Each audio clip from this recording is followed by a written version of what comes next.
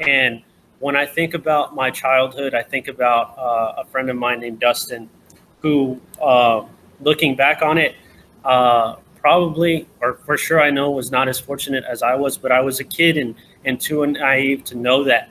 Um, Looking back on it too, I think of things that my parents did to look out for Dustin, or to ensure that, like one thing is, I could never really go to Dustin's house, but Dustin was always welcome at our place. My parents let him stay over there all the time, and things like that. But when we were getting into high school, our freshman year, Dustin kind of disappeared.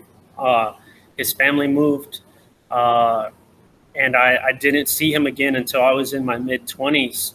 And I want to remind you guys too that this was a different time period. There was no social media. When your friends left, when they moved, a lot of times that was for good.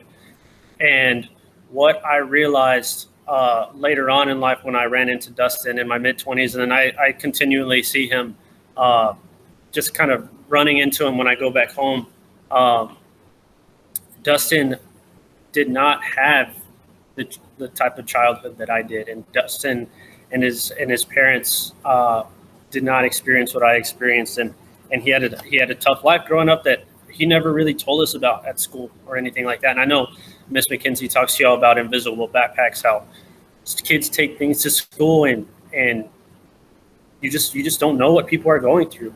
And when I ran into Dustin a couple years ago, the reason why he disappeared is that his family lost their home. They were homeless, and he had been homeless since we were teenagers, and he had been in and out of jail a couple times and things like that, addicted to drugs. And each time I see him, it's always at a point in time where he's trying to pull himself together.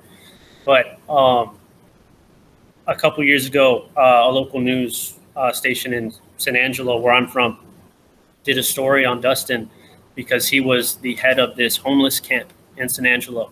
And so they interviewed him and they spoke to him. And I thought what he had to say was, it made me sad. You seeing one of my friends growing up who had experienced these difficulties. And I want you guys to know that you guys, as being a senior mentor, I want y'all to know that there are freshmen out there that really need you. And I think that if Dustin had positive role models in his life, that maybe it would have benefited him in some way or another. Would it have fixed all of his problems? Of course it wouldn't. But I think that you guys, as mentors, some of y'all will hear of some difficult situations that your mentees are in. And especially with this time of COVID, there's all these unknowns that are happening. And so every now and then your freshmen might open up to you and speak on some tough issues. And just know that you can be there for them, but also make sure that you reach out to an adult, because it's the adults, the teachers at Marshall, the counselors at Marshall, who can really get people the help that they need. So again, I hope you guys are enjoying your training this year. I know that we're going to make the best of it. I know it's crazy, it's unknown, but we'll make it through. All right. So good luck. I wish y'all the best. I'm a huge fan of the mentor program. I think that you guys obviously are the best that we have to offer at Marshall, and all of our freshmen can learn from y'all. And so good luck, have fun, and I will hopefully see you guys soon.